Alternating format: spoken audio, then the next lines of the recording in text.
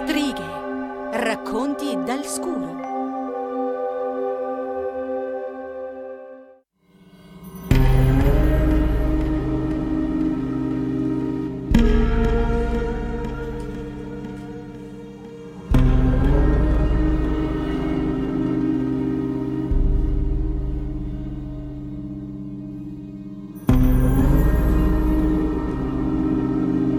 Vecchia, brutta e cattiva.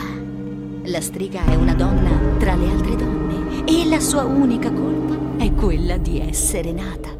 Rappresentano il lato oscuro dell'anima umana, ma a quanto pare non è sempre così. Le streghe sono sempre esistite e tramite questi racconti continuano a vivere ancora oggi.